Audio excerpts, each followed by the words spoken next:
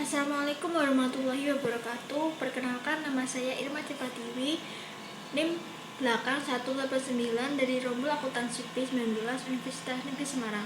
Di sini saya akan memaparkan tentang bab 8 Sistem Informasi Manajemen, yaitu informasi dalam praktik.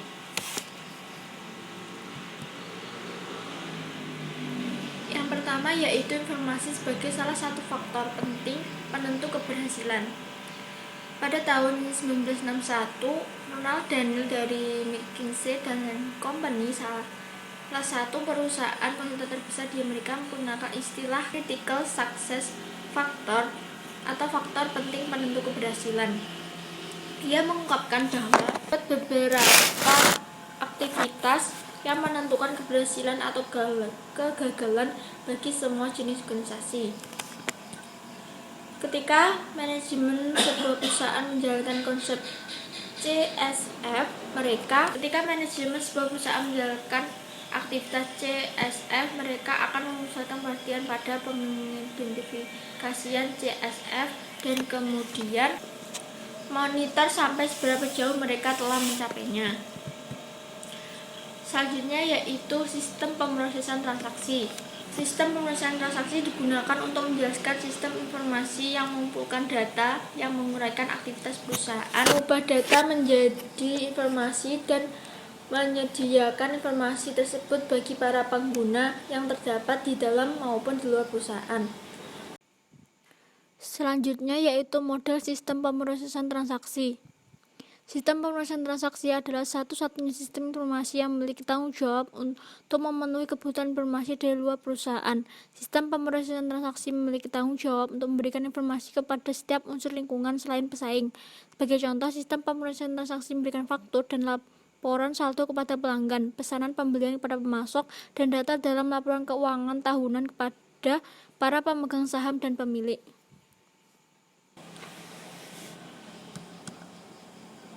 Selanjutnya yaitu tinjauan sistem. Seluruh sistem ditunjukkan oleh kotak yang diberi label sistem distribusi yang berada di tengah. Unsur-unsur lingkungan yang berinteraksi dengan sistem ditunjukkan oleh kotak-kotak dan dihubungkan ke sistem oleh panah yang disebut arus data. Unsur lingkaran dari sistem distribusi meliputi pelanggan, pemasok, ruang persediaan bahan baku, dan manajemen.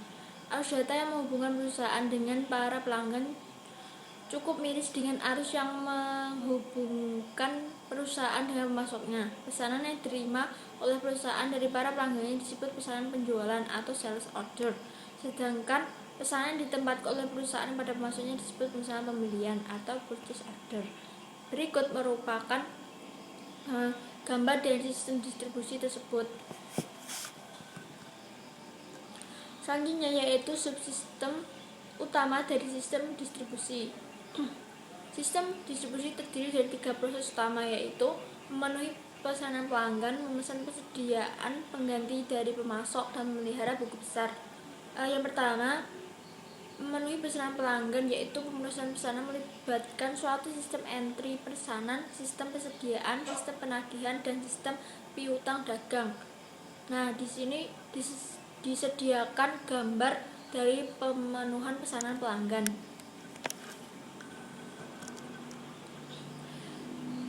Lalu ada memesan persediaan pengganti pemasok, yaitu sistem pengganti persediaan terdiri atas sistem pembelian, sistem penerimaan, dan sistem utama dagang. Lalu memelihara buku besar. Sistem buku besar terdiri dari 2 sistem utama, yaitu memperbarui sistem buku besar dan sistem pembuatan laporan manajemen. Selanjutnya yaitu menempatkan sistem pemrosesan transaksi dalam perspektif.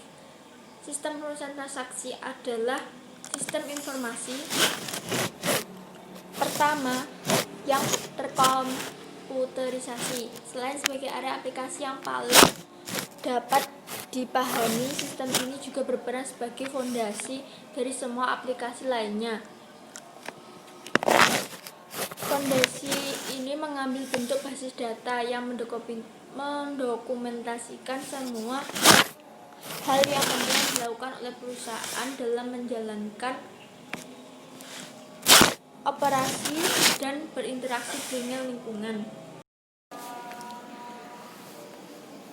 Oke, selanjutnya yaitu sistem informasi organisasi. Area-area bisnis keuangan, sumber daya manusia, layanan informasi, manufaktur, dan pemasaran menggunakan basis data yang diproduksi oleh sistem pemrosesan transaksi, ditambah dari sumber-sumber yang lain untuk menghasilkan informasi yang digunakan oleh para manajer dalam mengambil keputusan dan memecahkan masalah. Sistem informasi dikembangkan untuk setiap area bisnis. Jenis sistem informasi yang diimplementasikan di banyak perusahaan yaitu sistem informasi eksekutif atau EIS, ditunjukkan untuk tingkat organisasi daripada area bisnis.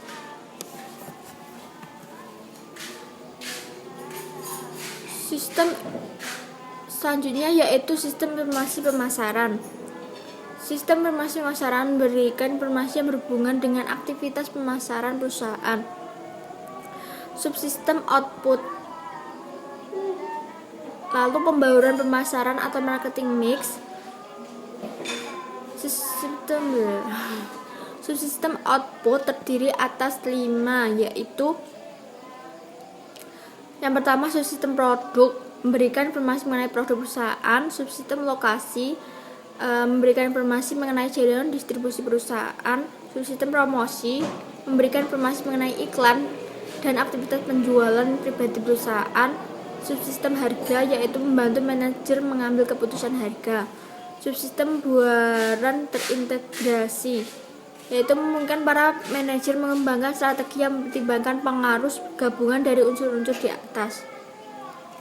Lalu ada basis data, merupakan data yang digunakan oleh subsistem output yang berasal dari basis data. Lalu ada subsistem input, yaitu pemrosesan transaksi, mengumpulkan data dari sumber-sumber internal dan lingkungan untuk dimasukkan ke dalam basis data. Berikut merupakan gambar dari sistem informasi pemasaran yang terdiri dari sistem input dan juga output. Lalu ada sistem informasi sumber daya manusia. Sistem informasi sumber daya manusia memberikan informasi kepada seluruh manajer perusahaan yang berkaitan dengan daya manusia perusahaan. Nah, di samping ini merupakan model sumber daya manusia.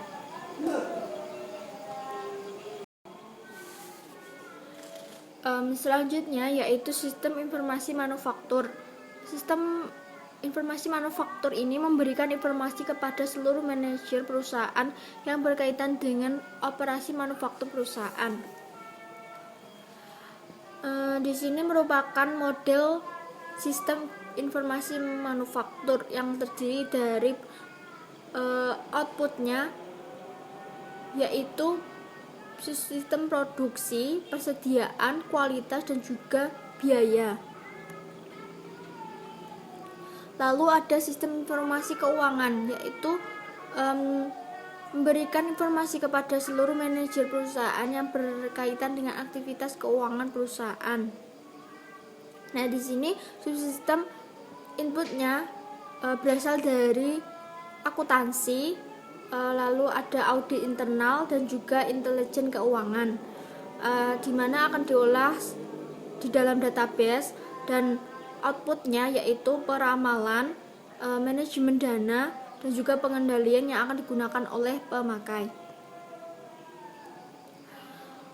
Lalu ada sistem informasi eksekutif, yaitu suatu sistem informasi yang memberikan informasi pada para manajer di tingkat lebih tinggi atas kinerja perusahaan secara keseluruhan.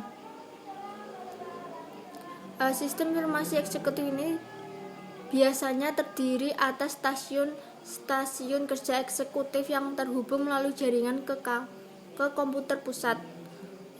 Salah satu pendekatan adalah dengan memberikan kemampuan drill down. Dengan pendekatan ini, eksekutif dapat mengeluarkan tampilan ringkasan dan kemudian menampilkan detail dari tingkat lebih rendah. Lalu ada manajemen hubungan pelanggan. Basis data yang dimasukkan dalam model sistem pemrosesan transaksi, informasi pemasaran, sumber daya manusia, manufaktur, dan keuangan dimasukkan untuk mendukung para pengguna dalam mengerjakan aktivitas sehari-hari. Manajemen hubungan pelanggan atau CRM adalah manajemen hubungan antara perusahaan dengan pelanggan sehingga baik perusahaan maupun pelanggannya akan menerima nilai maksimum dari hubungan ini. Strategi ini menyadari bahwa membina hubungan jangka panjang dengan pelanggan adalah suatu strategi yang bagus karena mempertahankan pelanggan yang sudah ada biasanya akan lebih mudah daripada mendapatkan pelanggan yang baru. Unsur utama dari CRM yaitu data warehouse atau gudang data. Warehouse yaitu seiring dengan terakumulasinya data transaksi selama bertahun-tahun, maka volume data akan menjadi sangat besar.